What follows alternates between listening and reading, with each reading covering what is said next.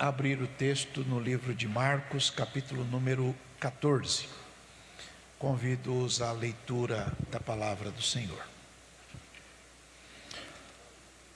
Iniciamos no verso 1, terminamos no verso 9. Livro de Marcos, capítulo número 14. Iniciamos a leitura no verso número 1, finalizando-a no verso número 9. Esse barulho de Bíblia é bonito, gente, vocês não fazem ideia. Esse barulho de página assim é especial. Deus abençoe vocês, é muito legal isso. Vamos lá. Querem ler? Sim ou não, pessoal?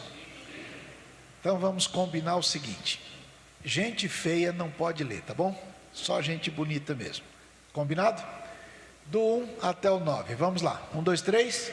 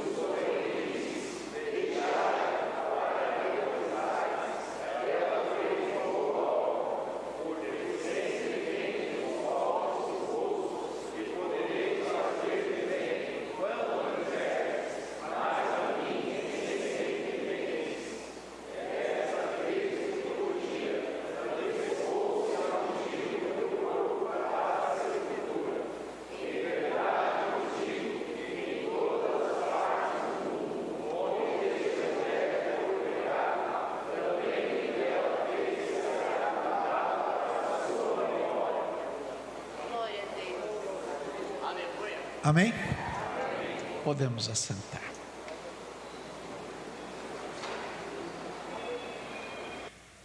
A sociedade do mundo atual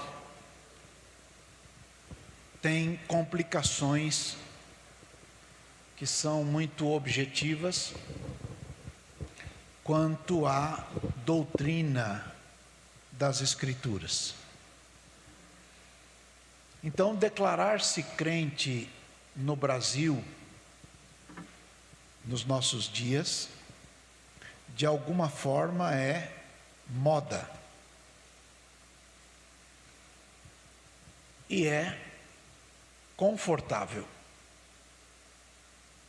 Não é assim em todos os lugares. Nesta semana passada, o governo da Coreia do Norte invadiu uma igreja secreta, dessas igrejas subterrâneas, e fuzilou todos os crentes que estavam orando. Todos, na semana passada. E a imprensa brasileira não dá uma vírgula de notas assim. Porque existem as perseguições abertas e as veladas.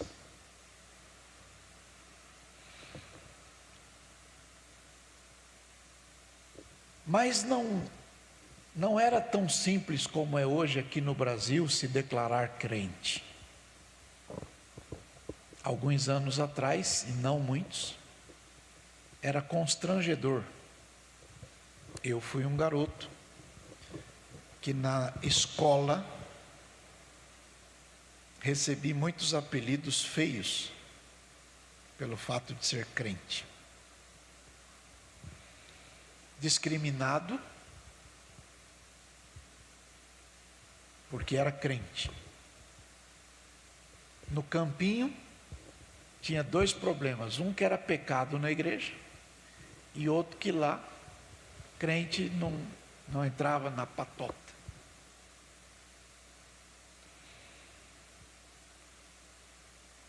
No trabalho,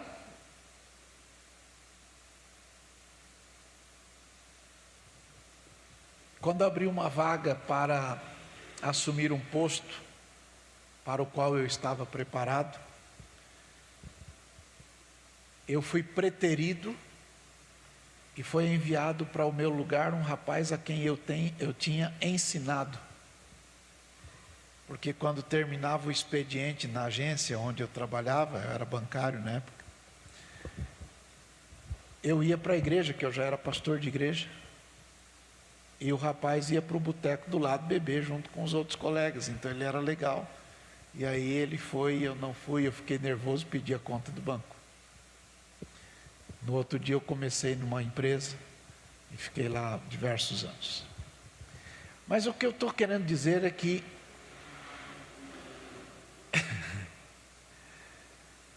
a discriminação no passado era muito intensa, muito pesada, pelo simples fato de ser crente.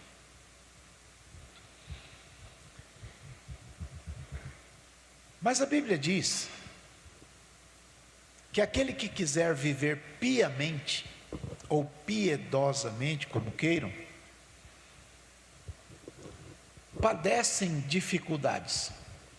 Isso está escrito na carta que Paulo escreveu a Timóteo, vai lá, capítulo número 3, verso número 12, está escrito assim: de fato todas as pessoas que almejam,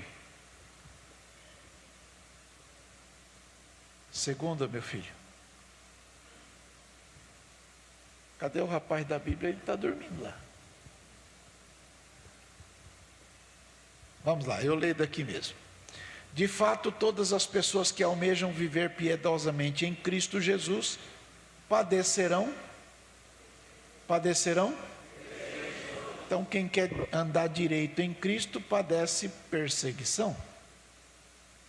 Todavia, os perversos e impostores andarão de mal a pior, enganando e sendo enganados.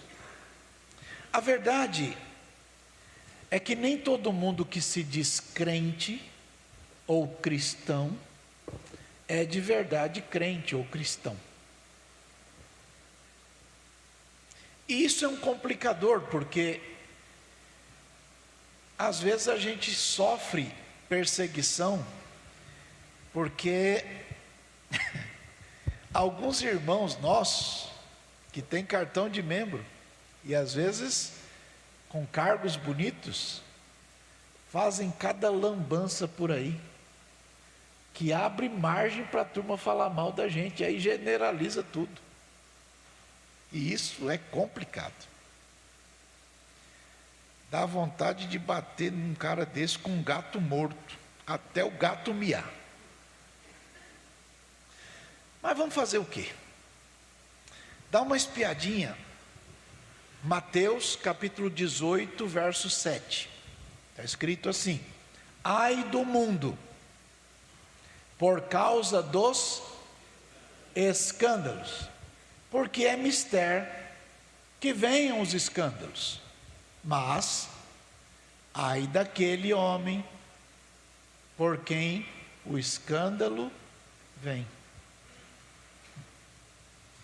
Paulo copiou isso na primeira carta aos Coríntios, capítulo 11, verso 19. Veja lá. E até importa que haja entre vós heresias. Para quê? Para quê, gente? Então, quando aparece umas bobagens dessa, também se manifestam os que são sinceros. Entendem isso, sim ou não? Bom, É verdade que a gente precisa ficar atento sobre a nossa própria maneira de manter um relacionamento com as pessoas que se dizem cristãos, mas tem um comportamento complicado. Vai de novo na primeira carta aos Coríntios, agora no capítulo 5, verso 10. Primeira carta aos Coríntios, capítulo 5, verso 10. Volta no verso 8. Verso 8. Façamos festa não com fermento velho, nem com fermento da maldade e da malícia, mas com os asmos da sinceridade e da verdade. Verso 9. Já por carta vos tenho escrito que não vos associeis com os que? Não vos associeis com os que? Tá, então, a recomendação é não se associar com gente complicada, que trai mulher, que trai marido, esse tipo de gente, perfeito? Não se associe com eles. Vírgula, não, volta lá, meu filho. Tem um ponto e uma vírgula lá, tá vendo? Ok? Avança para o verso 10. Mas isto não quer dizer, absolutamente, com os devassos deste mundo. Então ele está dizendo que a gente não pode manter contatos com pessoas que se prostituem, vírgula, mas não quer dizer com as pessoas do mundo, porque você não pode saber se a pessoa com quem você tem negócio, seja no banco, seja na empresa, seja onde quer que você esteja, você não pode saber se ele é ou não uma pessoa que vive uma vida devassa. Você não tem como saber isso. Você vai comer no restaurante e você não sabe se o garçom é devasso ou não. Você vai no posto de gasolina, você não sabe se o dono de lá é correto ou não. Então, o que ele está dizendo, não estou falando da gente que é do mundo, nem com avarento do mundo, nem com ladrão do mundo, nem com idólatra do mundo, porque se você não conseguir viver com gente torta desse jeito, você vira um ET, vai morar lá em Marte. É isso que ele está dizendo ali. É necessário sair do mundo. Está claro aí? Ou não? Vai para o próximo verso. O que eu escrevo é que vocês não se associem com aquele que... Leiam. Dizendo-se irmão, for devasso, avarento, idólatra, maldizente, beberrão, roubador, com o tal nem ainda comais. Em outras palavras, não há nenhum problema você almoçar na mesma mesa com um sujeito que é tudo isso, se ele não for crente, porque você tem seus negócios, seu trabalho, sua vida, etc. Mas se o sujeito dizer que é crente e for assim, não senta na mesma mesa que ele. Entendeu bem, sim ou não? Sim ou não, pessoal? Então levanta a mão e dá glória a Deus. É isso aí. Bom, veja o verso 12. Porque que tenho eu que julgar também os que estão de fora? A gente tem que pensar nos que estão de dentro. Entende? Sim ou não, pessoal? Então olhe para o vizinho e diga, fica esperto.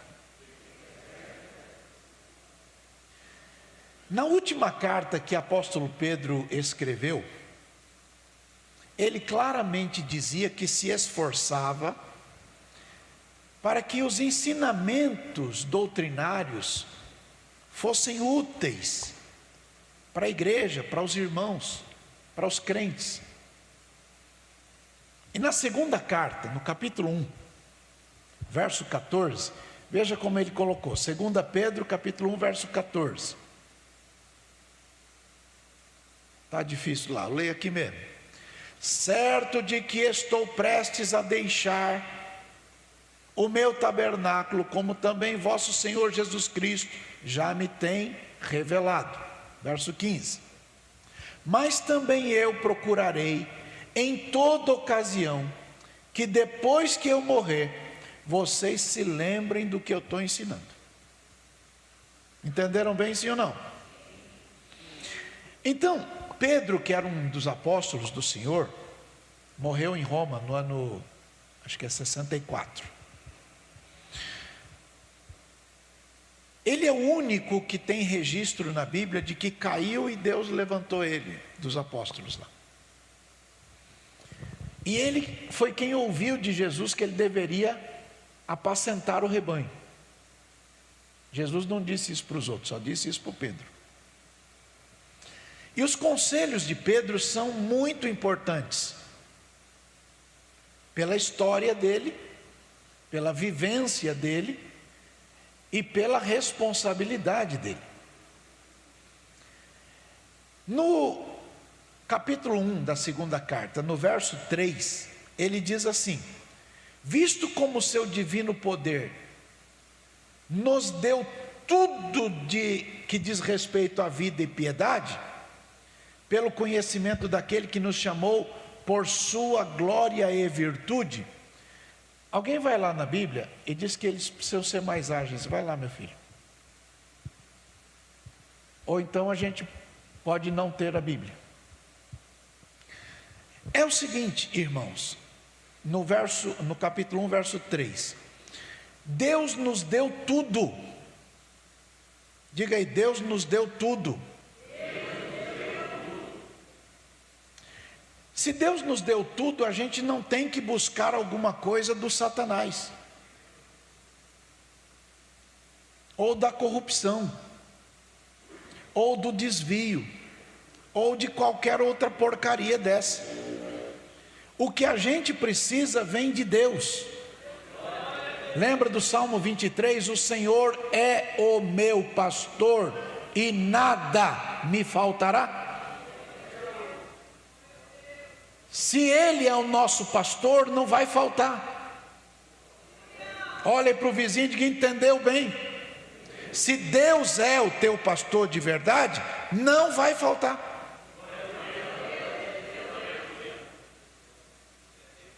Então, a gente deve olhar para dentro de nós mesmos com responsabilidade e perceber que Deus nos dá tudo de que precisamos. Voltem agora para o texto de Marcos capítulo 14.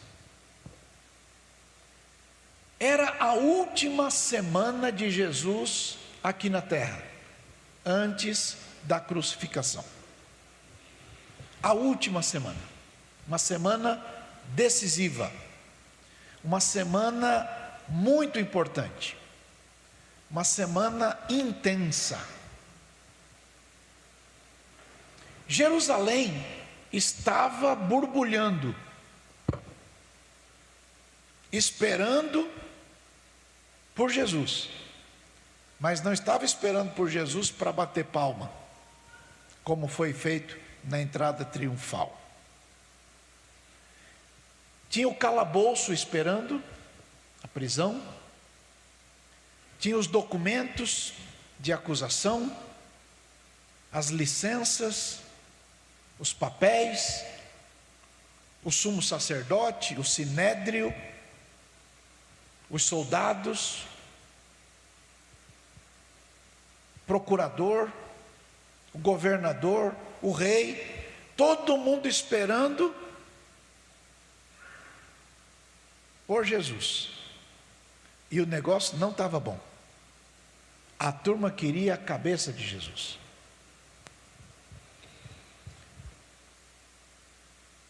O nome mais comentado da semana era o nome de Jesus.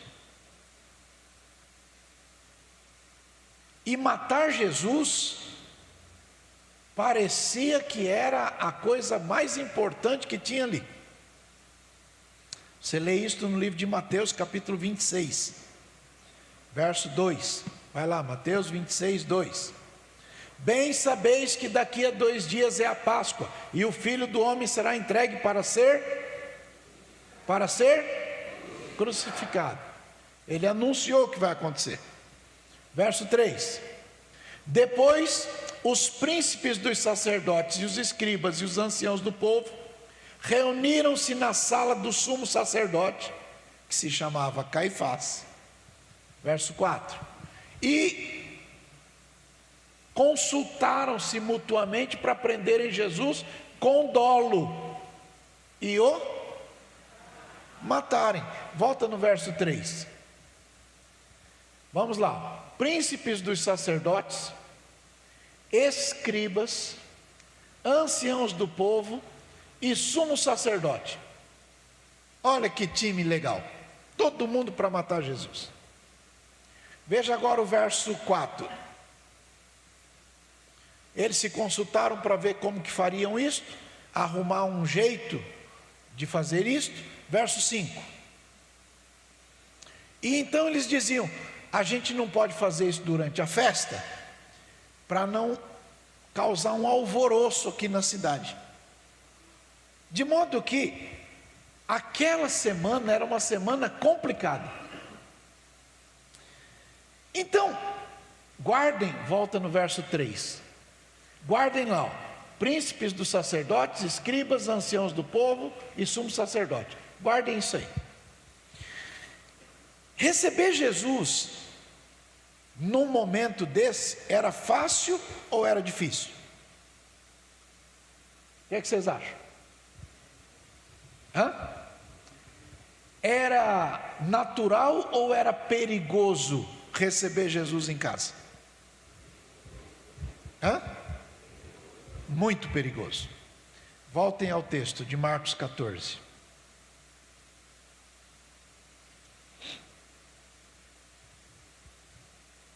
Verso 3.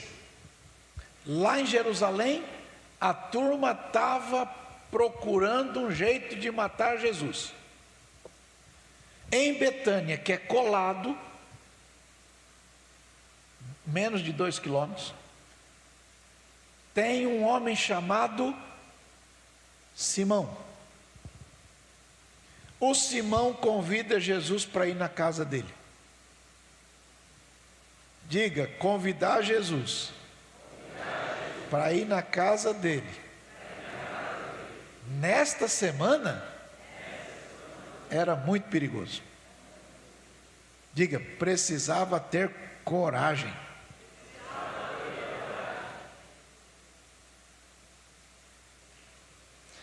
Mas continuem olhando.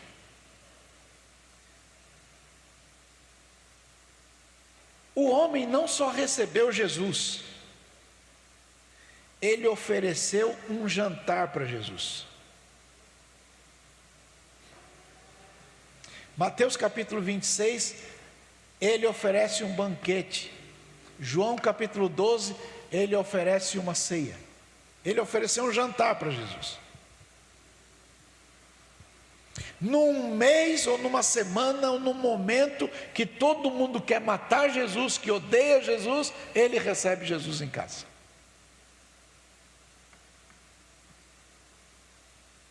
Olhando daqui para trás, 2000 anos, parece um negócio simples.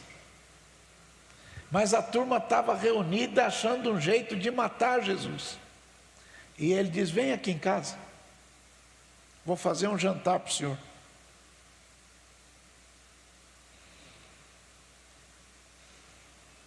Ele se arriscou. Ele se arriscou. Porque receber Jesus era difícil. Mas, quando você lê o texto, Simão o leproso,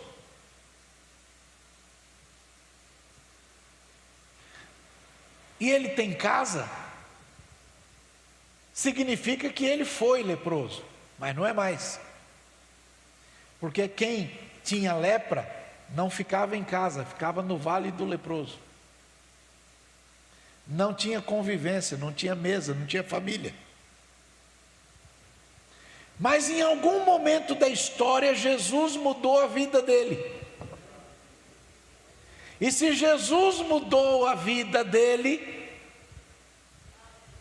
ele tem gratidão na sua alma.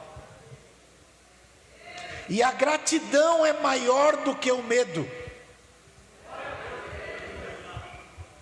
Entre o medo de ser punido porque é amigo de Jesus e a gratidão por ser amigo de Jesus, a gratidão falou mais alto.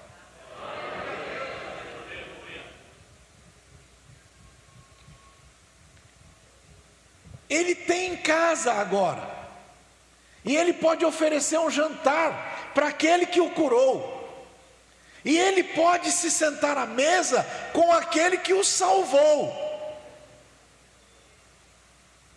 ainda que isto o coloque em risco.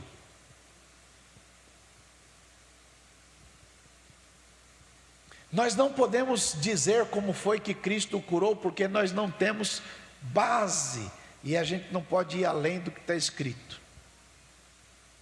Mas a gente pode dizer que antes dele ser curado, ele vivia isolado, amargurado, triste, angustiado, solitário, tinha fome e sede, condenado, estava definhando, até que encontrou Jesus. E quem encontra Jesus tem a vida transformada. E então tem coragem de receber Jesus em casa, ainda que isto lhe custe tudo.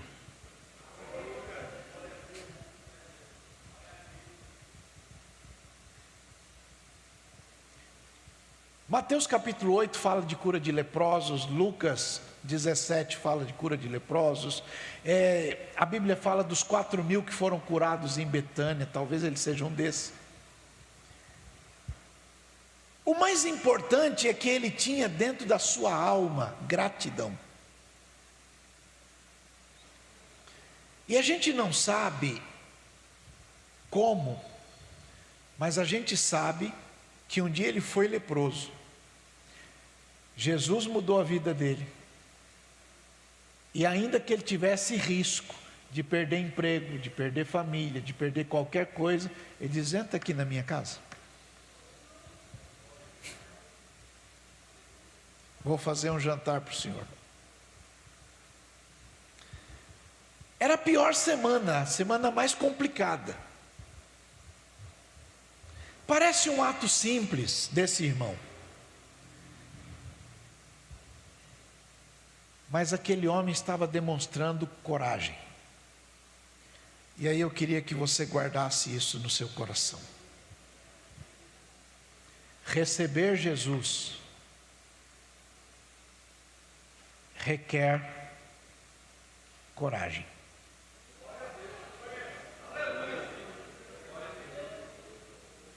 Coragem. Um homem sem coragem é pior do que qualquer coisa. Mas um crente sem coragem é pior do que um homem qualquer sem coragem.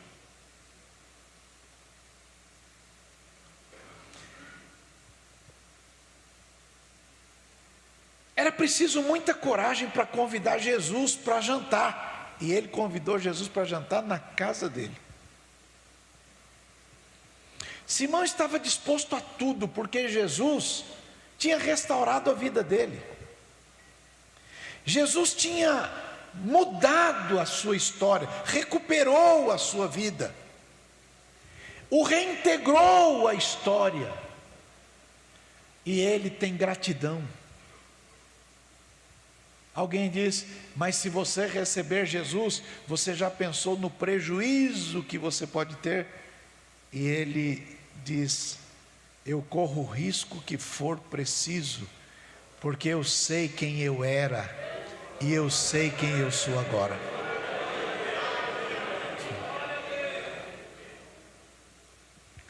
Para melhorar a questão, o principal não é receber Jesus em casa, é como receber Jesus em casa. Será que nós estamos dispostos a ter Jesus em nossa casa?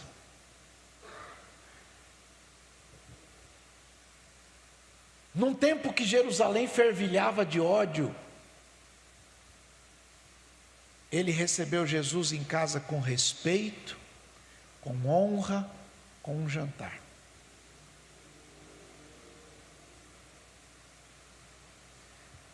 Num tempo que todo mundo tira, aspas, sarro de quem é crente, ele não tinha vergonha de baixar a cabeça no restaurante para agradecer a Deus.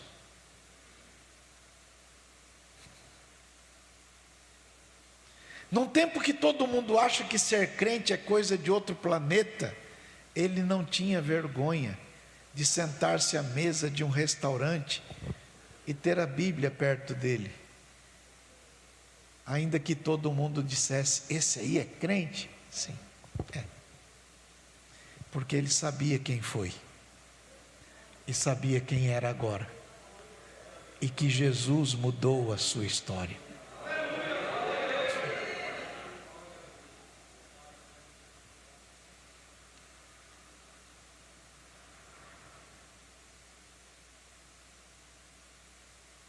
Dia desse eu estava chegando em casa.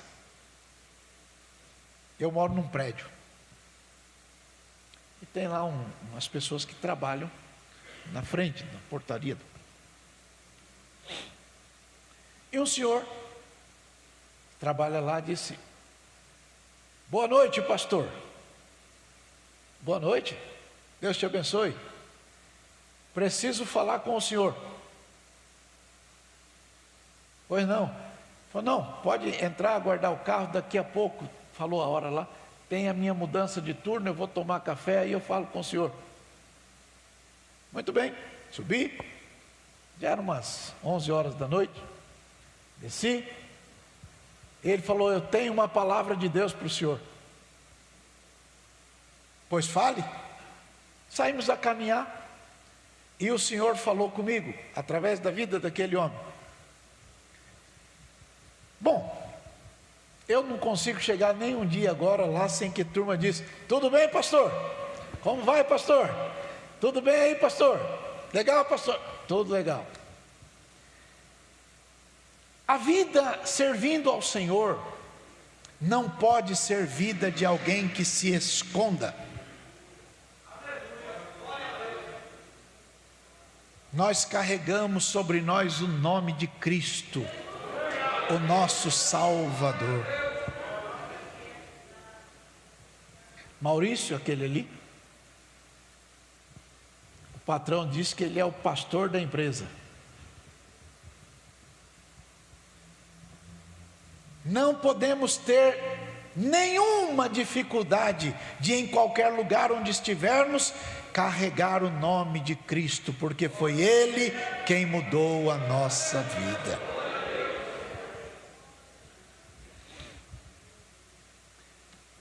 Então Jesus entra na casa de Simão, o leproso, ou o ex-leproso. Não sei se era uma casa rica, não podemos dizer.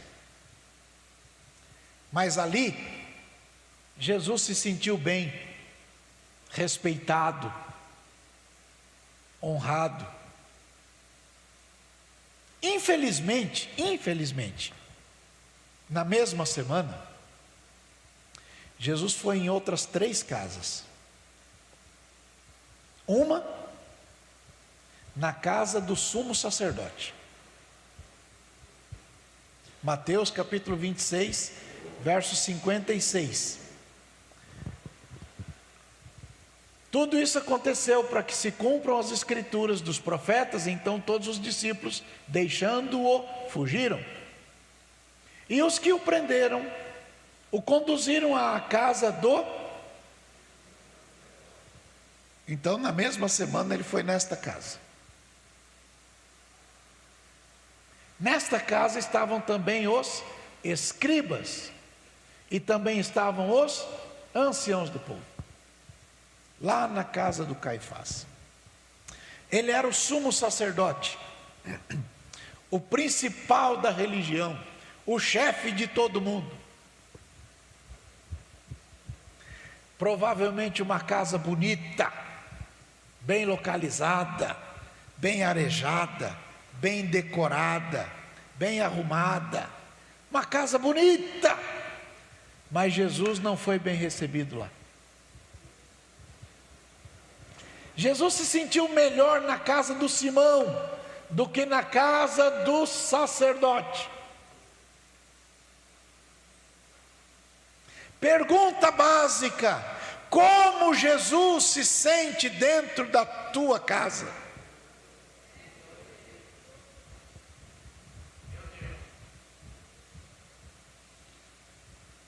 Provavelmente é a melhor casa lá da capital. Mas Jesus não foi convidado nem para tomar um copo d'água.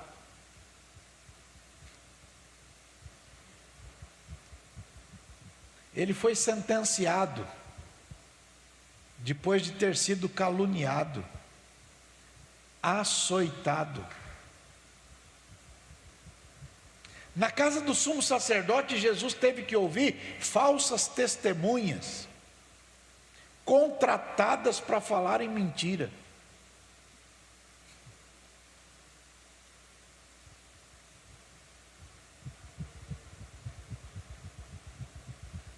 Na mesma semana, Jesus também visitou outra casa, casa de Herodes. Lucas 23, verso 8. Lucas 23, 8.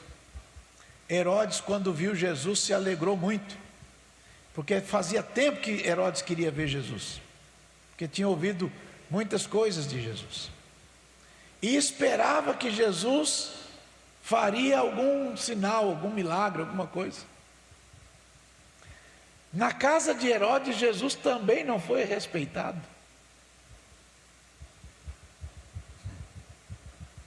Eu não sei se foi nesta ocasião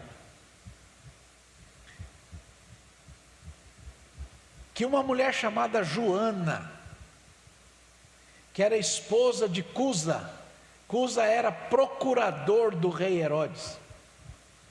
Provavelmente esta mulher deva ter visto as coisas, e a Bíblia diz que esta Joana, mulher de Cusa, procurador de Herodes, seguia Jesus para servir a Jesus com os seus bens.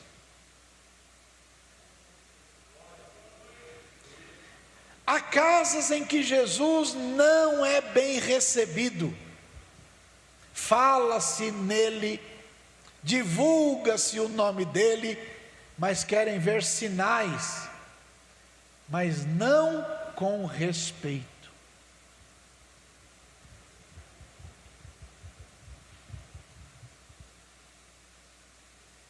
Herodes não deu um cafezinho para Jesus. Na mesma semana, Jesus foi em outra casa, casa de Pilatos. Na casa de Pilatos, que era o procurador do Império Romano, a última palavra era de Pilatos. Herodes era o rei imposto por Roma, mas em cada região Roma tinha um homem que falava pelo imperador, e o homem que falava pelo imperador era Pilatos, que não era judeu. Jesus foi para a casa dele, ele viu um monte de coisa, conversou um monte de coisa. Poderia ser a casa mais importante, porque ele falava pelo imperador. Mas Jesus não foi convidado nem para sentar num tamborete.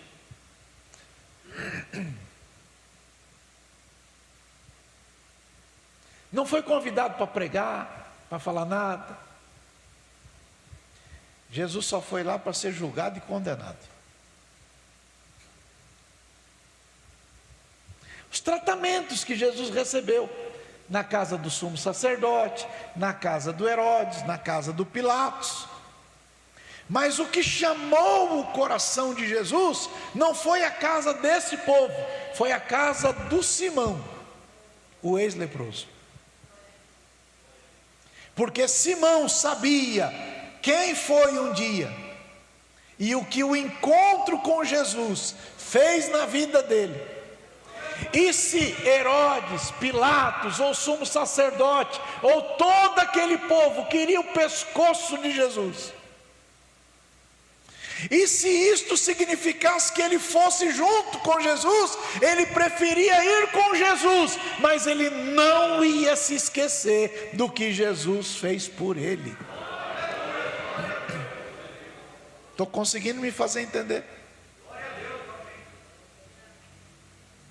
Jesus se sentiu bem na casa de Simão, mas não tem o luxo do palácio, mas tem sinceridade. Não tem os quadros lindos, de arte maravilhosa, mas tem gratidão. Não tem os talheres de ouro, não tem aquelas coisas maravilhosas, aquelas tapeçarias lindas. Não tem isso não. Não tem aquele luxo todo, também não tem não. Mas tem uma alma agradecida lá.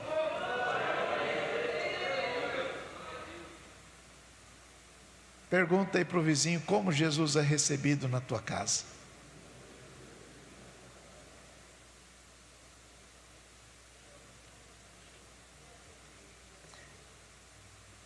Agora eu quero que vocês olhem para mais uma coisa. No verso 3.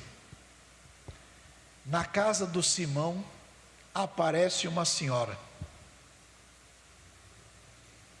Ela tem um vaso feito de pedra de alabastro. Esculpia aquilo e dentro guardava algumas coisas. Uma das coisas era o perfume. A mulher quebra o vaso de pedra, derrama sobre Jesus.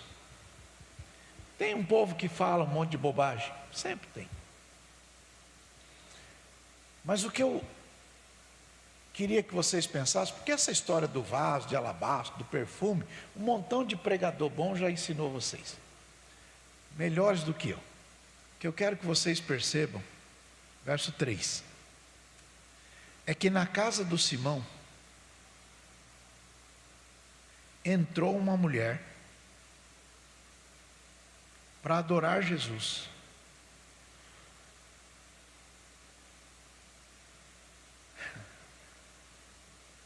E ninguém falou que ela não podia entrar lá. Numa casa em que Jesus é bem-vindo, entram pessoas que podem não ter um pedigree, aspas, ou um sobrenome legal, mas tem gente que está disposto a se derramar diante do Senhor. É bem verdade que na mesma casa tem gente que fala bobagem. Sempre tem. Porque na casa em que Jesus está, tem um monte de gente que vem agradecida para louvar, para adorar, para quebrar vaso. Enquanto tem outros que só vêm para criticar quem quebra vaso. Para longe da gente ficar falando desses casos, só quero que vocês entendam isto. A casa de Simão abria as portas para outros que queriam adorar Jesus. Na casa de Herodes, as portas eram abertas para gente que mente, para gente que dá testemunho falso, para gente que fala o que não deve, para gente que odeia Jesus. Mas na casa de Simão tem espaço para quem quer vir, servir, adorar e se derramar.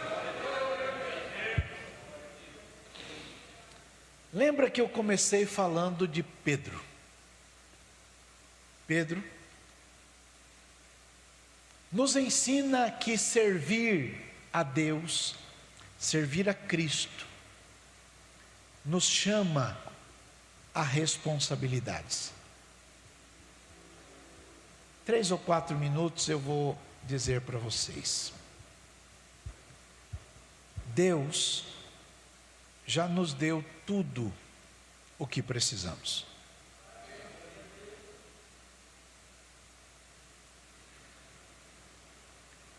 nos fez participantes da natureza dele. Nós estávamos mortos nos nossos delitos e nos nossos pecados, mas ele nos vivificou. Nós estávamos piores do que o Simão, mas ele nos purificou. Nós estávamos estragados, mas ele nos consertou. Nós estávamos indo para o inferno, mas ele nos colocou no caminho do céu. Como recebemos Jesus em nossa casa? Que tipo de coração nós temos quando falamos de Jesus dentro da nossa casa? Então, Pedro diz assim: você quer de fato agradar a Jesus? Coloque nas virtudes que você tem a fé, porque sem fé é impossível agradar a Ele. Mas não fique por aí. Acrescente nesta fé conhecimento, palavra de Deus. Junte a isto domínio próprio, tenha equilíbrio. Como é que pode a gente se dizer crente e o vizinho ficar dizendo: que bagunça é essa aí do lado? De novo a mulher gritando que está apanhando do marido? Que coisa esquisita, mas eles não são crentes? Aí aparece ela com machucado e o sujeito com a Bíblia bonita indo para a igreja e o vizinho dizendo: mas que negócio é esse? Como Jesus é recebido em nossa casa?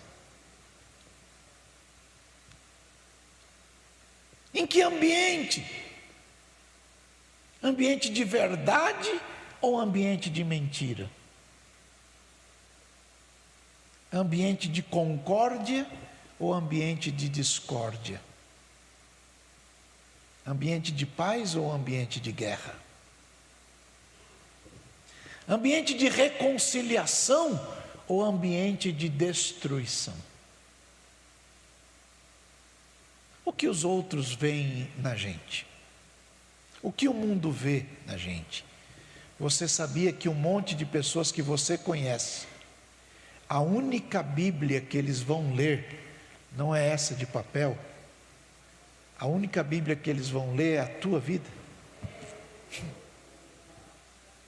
É o teu jeito de ser. É a tua forma de ser. É o teu comportamento nos negócios, na vida, no trabalho, na estrutura social da sua história. Diga para o vizinho: ser crente é coisa séria.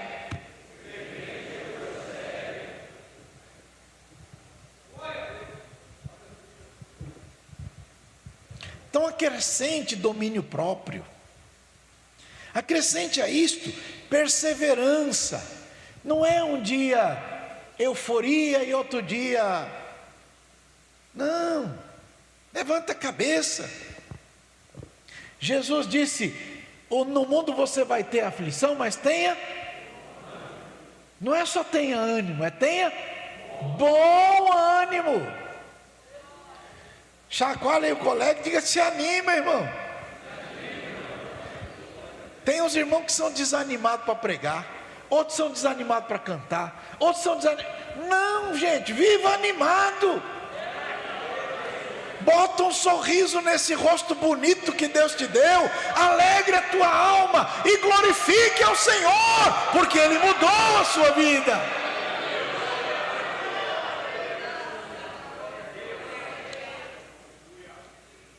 Aí acrescenta nisso tudo piedade, seja uma pessoa bondosa. Tem gente que nasceu para ser ruim. Tem gente que é ruim, é complicado. Não, mas você é chamado para ser crente. Tenha piedade. Acrescente a isto fraternidade. Tenha amizades sólidas. Invista na amizade. Um homem muito sábio que preside a nossa convenção um dia me disse: conhece-se um homem pela qualidade e pela longevidade das suas amizades. Qualidade e longevidade. Amizades passam por provações, mas tem que ser sólidas. Sólidas a ponto de suportar, sim ou não, gosto ou não gosto. Um amigo de verdade confronta, porque não quer que o amigo se perca, mas nunca faz isto em público, para não denegrir a imagem do amigo. Tem lugar certo, hora certa, jeito certo. Acrescente a isso tudo, amor. Nós somos da turma do amor. Nós não somos da turma do ódio. Nós somos da turma do amor. Amor tudo suporta, tudo crê, tudo espera, tudo padece. A turma do amor não vai para a televisão para um falar mal do outro. A turma do amor não escreve mensaginha de indireta. A turma do amor não arruma um grupinho para falar mal do outro, para o outro grupinho falar mal do outro. Olha para o vizinho e diga: a gente é crente. Diga: o mundo vai reconhecer que o Pai enviou Jesus só se a gente se amar. Sabe quem falou isso? Jesus. Jesus disse que o mundo vai reconhecer que o Pai o enviou se a gente se amar. Olha para o vizinho e diga: você tem que me amar.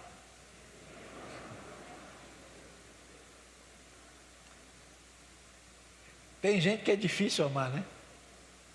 Mas precisa. E eu quero terminar dizendo que a gente não pode ser infrutífero. Simão não teve medo de que todo mundo soubesse que Jesus estava na casa dele. Você não pode ter medo de que Jesus esteja na tua casa. Você não tem que tocar um pagode para a turma não desconfiar que você é crente e ir lá na igreja cantar uma música de adoração e chorar e dizer: estou todo arrepiado. Você não pode ter uma boca que fala língua estranha aqui na igreja e fica todo eufórico em língua estranha, e lá no outro ambiente fala mal daqueles a quem Deus fez a sua imagem e semelhança.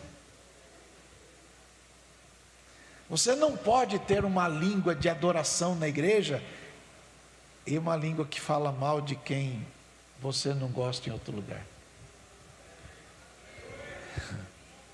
Simão não teve medo de que todo mundo soubesse que Jesus estava na casa dele.